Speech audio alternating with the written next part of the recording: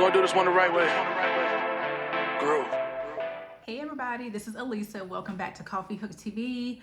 And yes, I have been MIA since I don't even know when, maybe January or February of this year. I'm in my new chair in my office. It's not, well, I guess it's new. It was $25 from the Goodwill, and I was able to get it home by myself. Now I had to drag it up the stairs by myself, but I did it, okay? But yeah, life has been happening. We'll go through that in another video, but I wanted to just pick up off the part 2 of my home buying journey, of the home closing process. And so if you see me looking down, I have some notes. So I think I left off that I found a home. I gave myself 24 hours to think about it. My realtor and the homeowners were fine with that. And we put in an offer about any contingencies. I think the only contingency was the inspections. And so did all that, got all the inspections. Everything came out, I guess, great in terms of like finding out a whole bunch of stuff that needs to be done. We put that into the offer.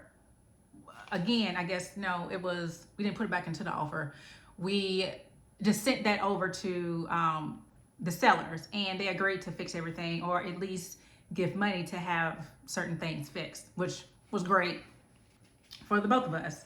And we moved forward from there. I was honestly so surprised and overwhelmed of how quickly this process goes, because I went to go see the house on August 5th and my closing date was September 5th. So literally 30 days. And I knew going in, I knew for myself that this was like no turning back. I was ready. And I knew I was ready because several factors, but one in particular, being in an apartment lease nowadays, it used to be something different, but nowadays you have to break your lease and pay exorbitant amount of money to break the lease.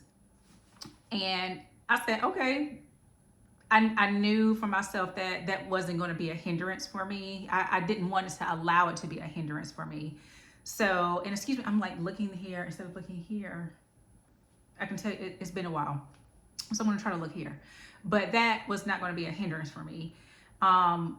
The second that they said the due diligence period was over, I went and got boxes. I started to declutter, to get everything that I didn't want, give it away, Goodwill, got rid of my washer and dryer, had some junk people pick that up, and even began to transfer some utilities for them to be turned on by the time I moved in.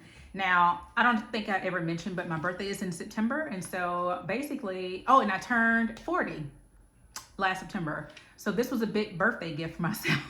The biggest purchase as of yet that I have had to purchase. And it was, it's of course, now fast forward, it's been a great purchase. I'm very close to my family, and I love the area that I'm in, whatever, all of those things. Finding movers was a bit tough because it was like the prices were as if I was moving out of a house. I'm like, I'm in an apartment.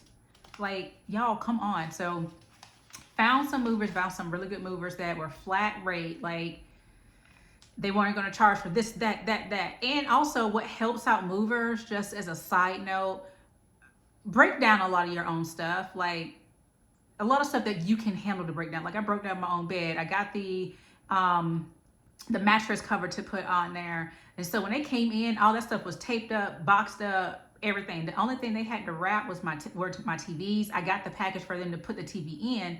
They packaged it and unpacked it when I got to the house. Because that cuts down on time. Because I knew it was going to be more time unloading everything. I wanted to be moved out as quickly as possible. Because from where I was to where I went was about an hour during that time of day.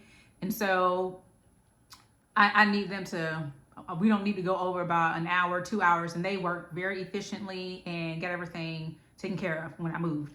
So going back to closing, with the house, everything went very smooth. I can't complain about anything. I had started to reach out to some vendors. I joined Nextdoor, the app Nextdoor, and that helped me to get some vendors to complete some things. Now, beforehand, sorry, this is kind of all over the place. Okay, so sorry, this is kind of all over the place. Bear with me. I just want to get through it. Okay, so because the sellers offered money to fix certain things, I had to find vendors to fix those things, so that way checks could be cut to them. Checks aren't cut to you unless it's the money that you have put into the closing deal. And so of course I have my earnest money, but they're not going to cut me a check for $10,000 to get something fixed. And they didn't. So they cut these checks to these vendors that I found that they had to be insured and bonded, and they had to have business license, and I think that was the top 3 things. And so found them. They were able to take real estate checks. They've done real estate transactions before. So my realtor helped out with that. We had called several people for certain things to get estimates, and so we finally dwindled them down, got it. And I had to have these people during the due diligence time, because I was like, oh my gosh. So everything was like, that's why it seems like when I'm talking right now to y'all, like just going back to that time, how everything was like this, because that's how it was. It was like this, and I was still working, still being a full-time caregiver, and still at this point 45 minutes away from my new home. So actually this works out, because it was like this. It was like this, A, B, C, D, E, F, G. Oh wait, there's A1, A2, B5. So all of that. Yeah, so I found those people, which was great. They had great recommendations, great reviews. And I know this may be a separate video, but just in terms of like when you reach out to have people work on your home, the biggest thing, they need to be insured, and they need to have a business license. Those are the 2 big things. Like they do. Okay, they do. You need to have people who are insured. If they're just starting out, they need to apprentice someone and work under their tutelage, because that person has insurance. And don't go cheap. Just because I want to see if I can get this for $50 less. You're going to get $50 less of work. You're going to get, because people don't usually search for $50. They usually search for $100 to $200. So let's use those numbers. I wonder if I can get this $200 or $150 less. You're going to find it, and you're going to have shoddy work.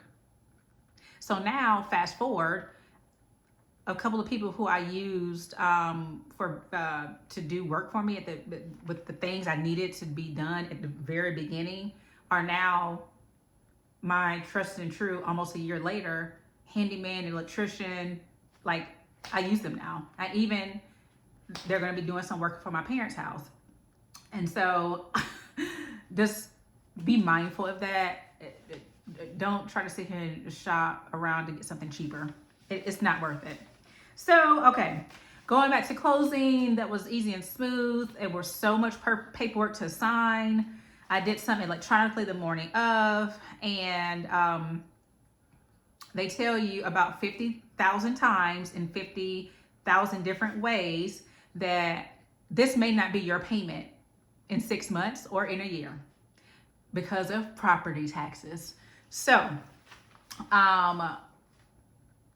when I went in to do my closing paperwork in person, half of everything was signed, and I just had to do other documents that had to be signed in person. And so closing attorney went over that with me. I had to sign more papers stating the fact that this payment amount probably will go up, more likely it will, due to property taxes, and make sure to file my homestead, all of that jazz. And so signed some more of those papers. money's transferred, everything done. My closing was an hour long, and the homeowners actually moved out that same day, and so they had people cleaning. And so immediately after my closing, drove over, cleaning crew got done, and I didn't change the locks until don't do this, but I didn't change the locks until I think a week later or that weekend, I forget. But it was at least 48 hours before I changed the locks. It's like when you purchase at home, it's finally that money has been transferred for all parties. Go ahead and change the locks. Have you a handyman on standby or somebody who knows how to change those locks. Yeah, so that was a fast part too, but you know, when you are coming back to YouTube and haven't done it in a while, you just want to kind of get through it. So if you have any questions about the purchase process or any of that, I'm open to answering any questions. And yeah, just put a home emoji in the comments, and I will talk to you soon. Bye.